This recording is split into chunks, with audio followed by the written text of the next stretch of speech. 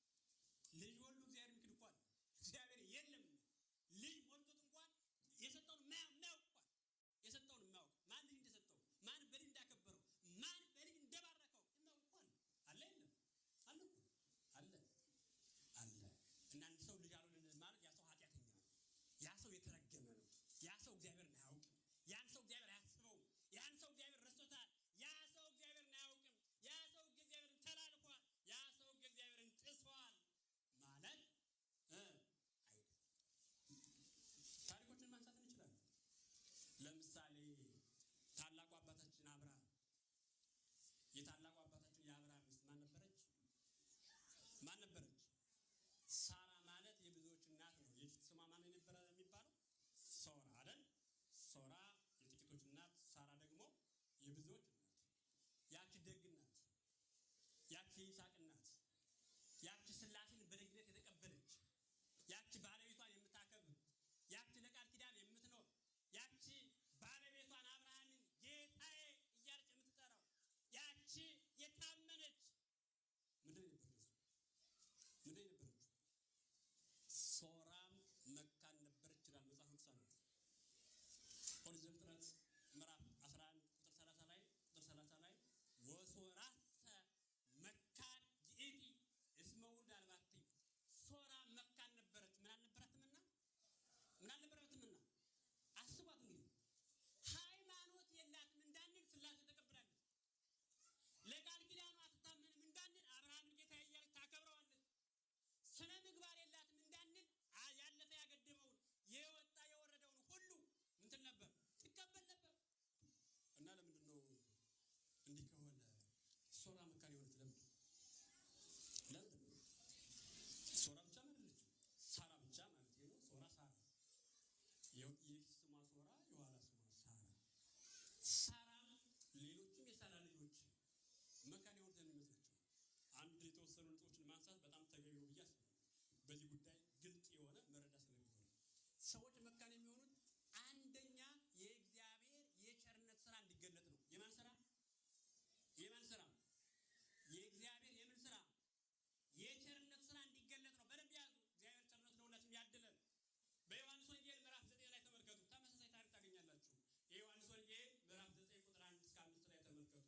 ወንዘ ያህልፍ ብዬ ረየ ብእሴ ዘእውር ተወልደ ወተስዕል ወአርዳኢሁ ወይቤልዎ ረቢ በኃጢአተ መኑ ተወለደ እውር በዘርእስሩ ወሚመ በዘአዝማዲሁ። ጌታ በዚያን ሲያልፍ ከመወለዱ ጀምሮ ከመወለዱ ጀምሮ እውር ሆኖ የተወለደ ሰው አገኘ።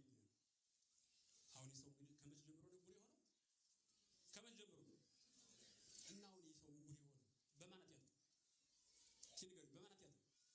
ገና በማይጠል እያለ ኃጢአት ሰርቶ በማይጠል እያለ በደለኛ ሆኖ በማይጠል እያለ አበሳ ሰርቶ ፈጽሞ እግዚአብሔር አስቀይሞ ሕግ ተላልፎ እንደዛ ነው ወይ? ግን ደቀ መዛሙርቱ እንደዛ መሰላቸውና የሚገርም ጥያቄ ጠየቁ። መምህር ሆይ ይህ ከመወለድ ጀምሮ እውር ሆኖ የተወለደው ሰው በማን ኃጢአት ነው? በእርሱ ኃጢአት ነው ወይስ በወላጆቹ ኃጢአት? የሚገርም ጥያቄ ነው። የሚያስተምር ጥያቄ ነው። በማን ኃጢአት ነው? አባቱ ኃጢአት ሰርቶ ወይስ እናቱ ኃጢአት ሰርታ ወይስ እርሱ ደግሞ ሰርቶ በማን ኃጢአት ነው ንገረን አሉት። ወይቤሎሙ እግዚእ ኢየሱስ ውእቱ አበተ ወአዝማዲሁ ዳይሙ ከመ ያስተርኢ ግብረ እግዚአብሔር በላዕሌሁ። እርሱም አልበደለ ወላጆቹም አልበደሉ፣ የእግዚአብሔር የቸርነቱ ስራ በእርሱ ላይ ይገለጥ ነው እንጂ ብሎ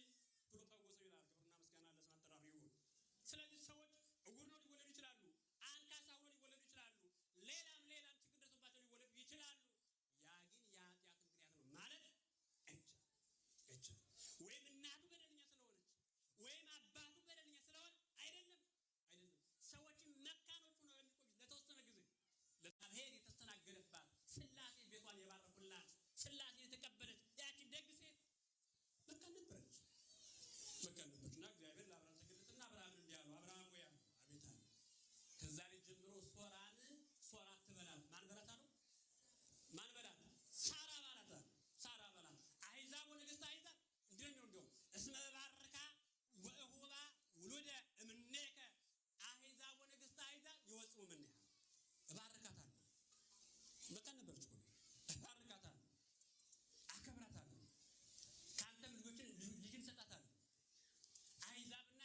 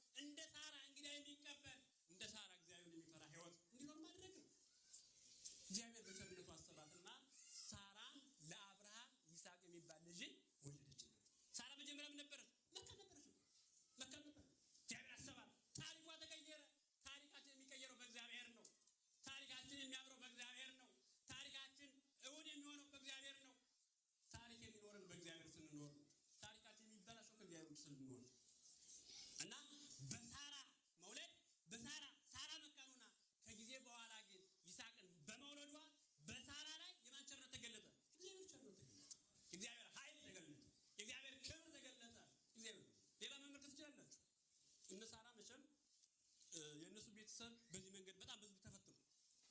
ኦሪት ዘፍጥረት ምዕራፍ 25 ቁጥር 21 ላይ ተመልከቱ። የሳራ ልጅ ማን ይባላል? ማን ይባላል? መካን ከሆነች በኋላ የወለደች ማን ነው የሚባለው? ይስሐቅ አይደል? የይስሐቅ ሚስት ነው ማን ትባላለች? ንገሩኝ። ማን ትባላለች? የይስሐቅ ሚስት ማን ነው የምትባለው? ታውቋት? ርብቃ ማን ትባላለች? ርብቃ ደግሞ መካን ሆነች ነው። እርሱም የመካን ልጅ ነበር። ማን? ይስሐቅ። የይስሐቅ ሚስት ደግሞ ምን ሆነች ይላል? መካን ነበረች።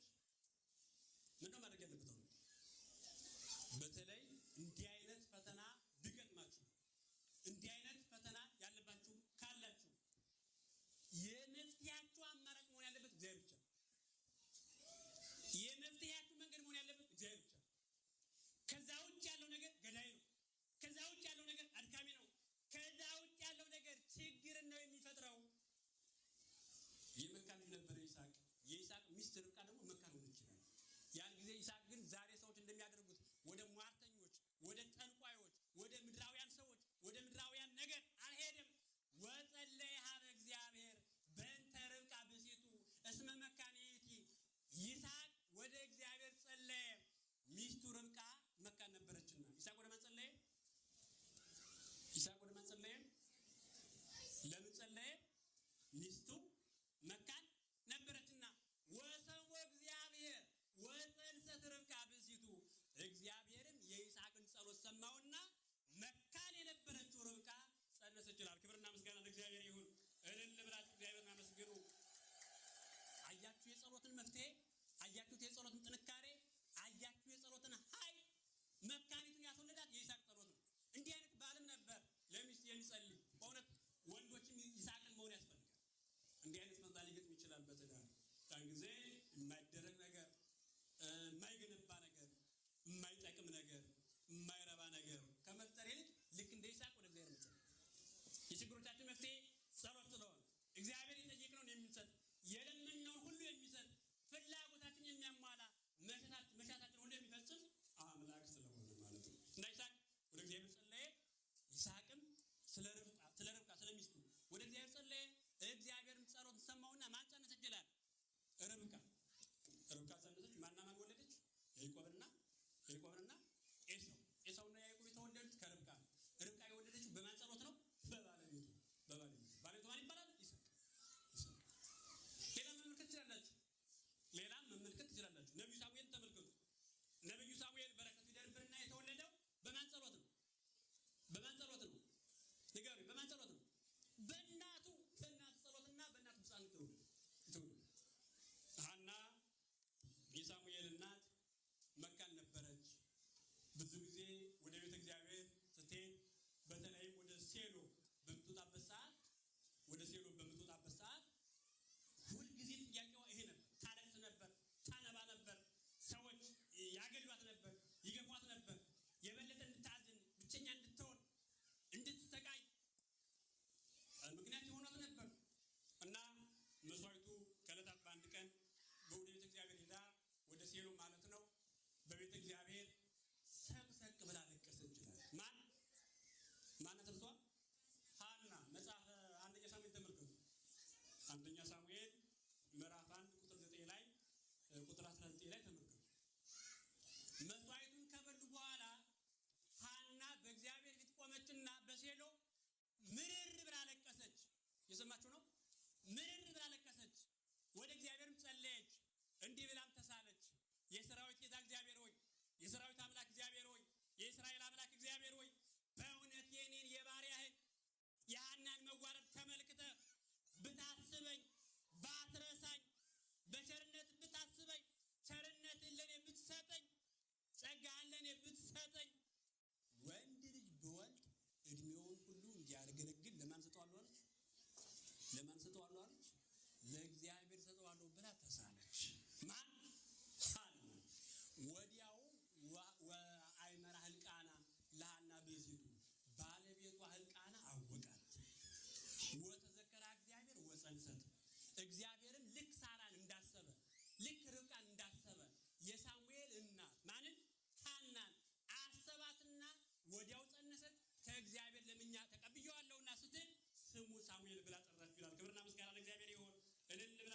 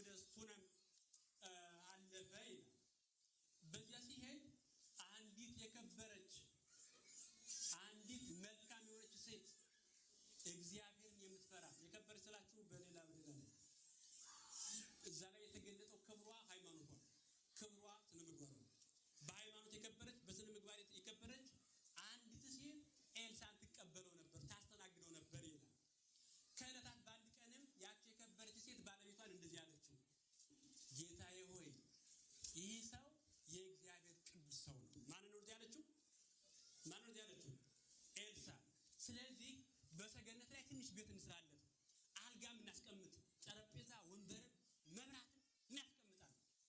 ባሏም ሻለ፣ ተስማሙ፣ ይናደረጉ እና የኤልሳ የዚችን ሴት ደግነት ስነ ምግባሯን ተመለከተና ደቀ መዝሙር ግያዝ ይባላልና ጠርተህ ምን እናድርግልሽ በላታል። ምን እናድርግልሽ ስለው ግያዝ ለመምህሩ ለኤልሳ እንደዚህ ያለው፣ አይ መምህሬ ሆይ እንዲያው ካልክስ ጥሩ ነው። ይቺ ሴት ልጅ የላትም። ምን የላትም?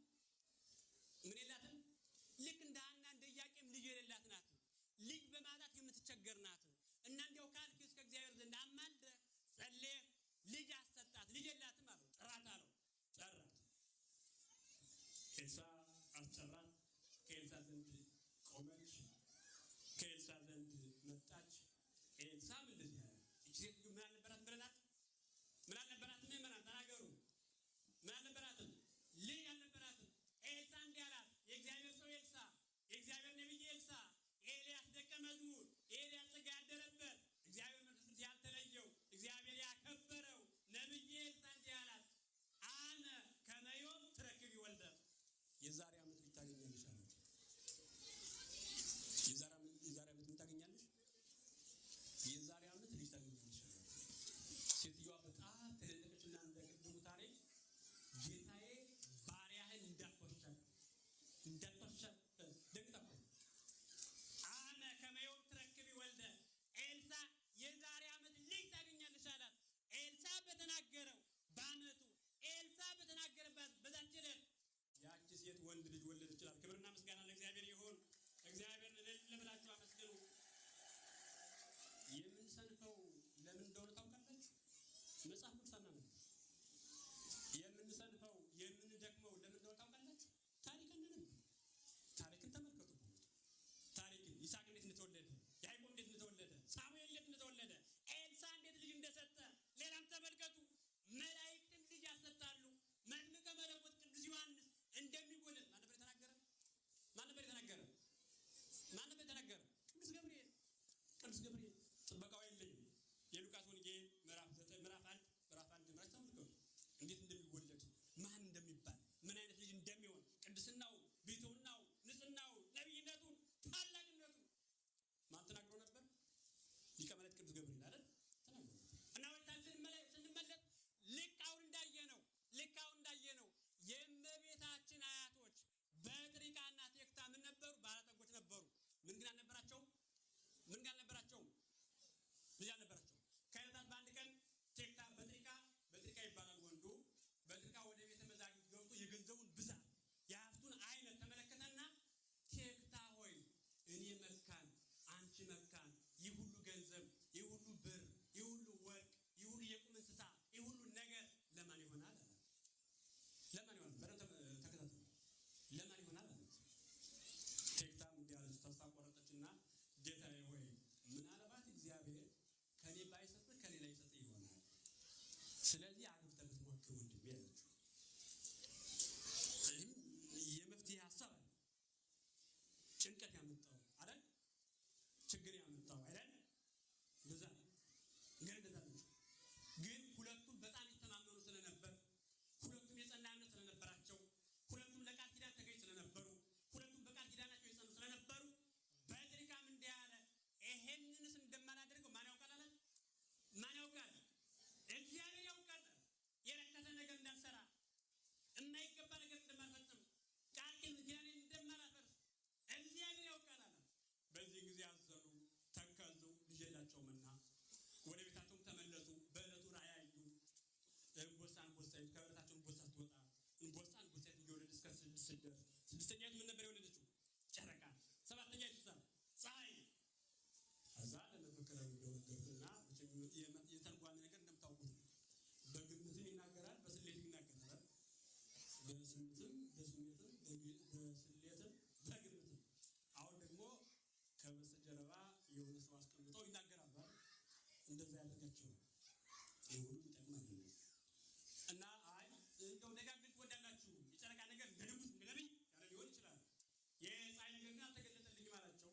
አይ ጊዜ ተርኩ ብለው ወደ ቤታቸው አንዳንድ ነገራት አሉ። አንዳንድ ነገሮች አሉ ጊዜ ብቻ የሚተረጉማቸው፣ ጊዜ ብቻ የሚፈታቸው ችግሮች፣ በጊዜ ብቻ የሚገለጡ ሰው የማይፈታቸው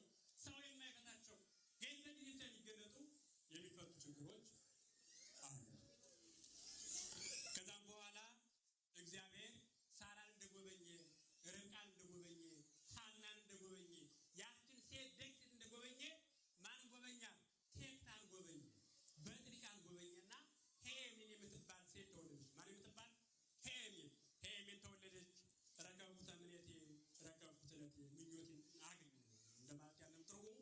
ሄሜን ደግሞ ዴርዴን የምትባል ወለደች። እያሉ ከማን ደረሱ? ሲካር ከምትባል ትውልድ ደረሰ።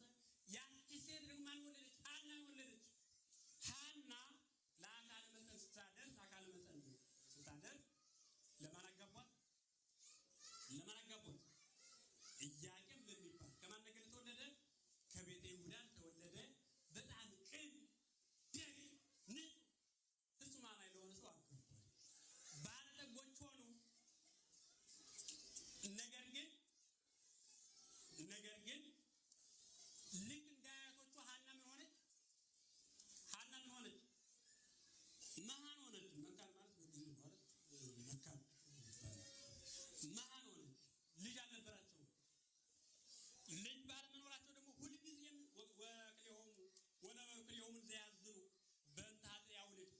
ሐናና ኢያቄም ልጅ ስላልነበራቸው ሁልጊዜም ሲያዝኑ፣ ሁልጊዜም ሲተክዙ፣ ሁልጊዜም ሲያለቅሱ ይኖሩ ነበር ይላል ታሪካቸው።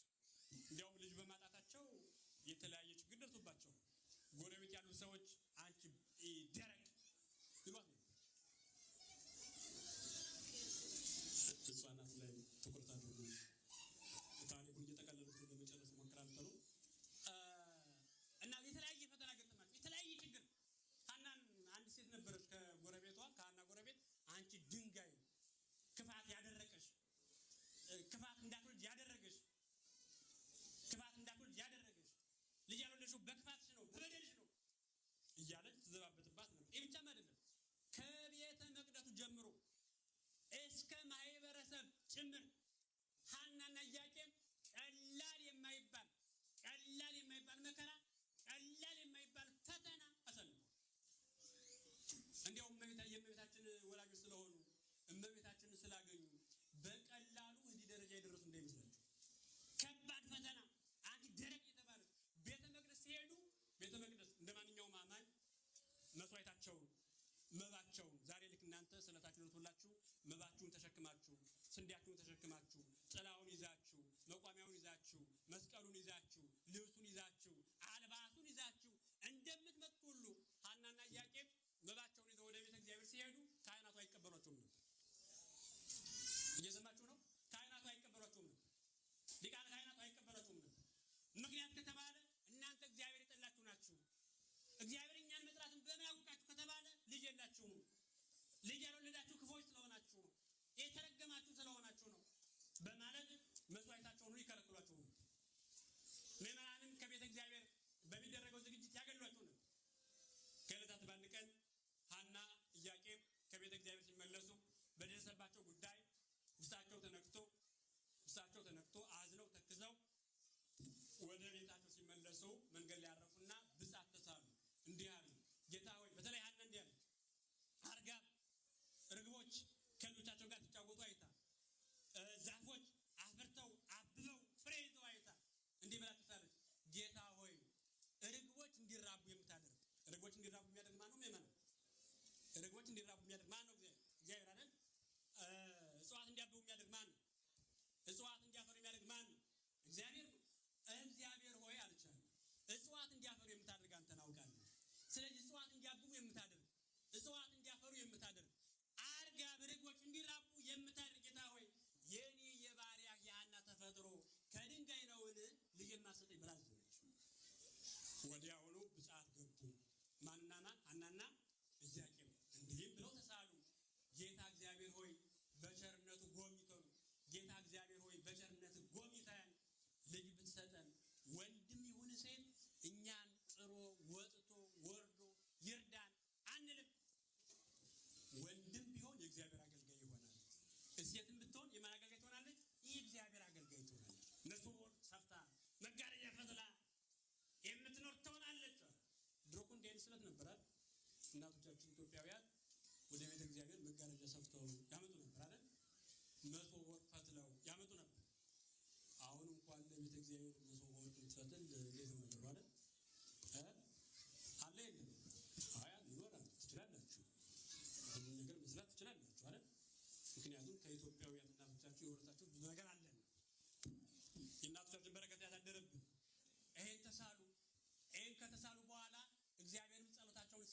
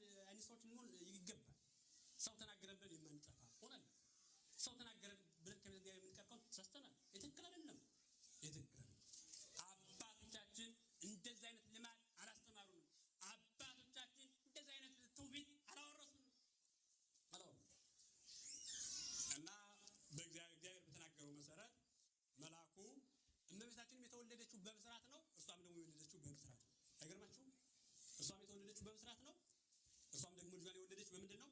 በብዛት ይህ ዘርጽ ነው። ከዛ ነሐሴ 7 ቀን ተጸነሰች።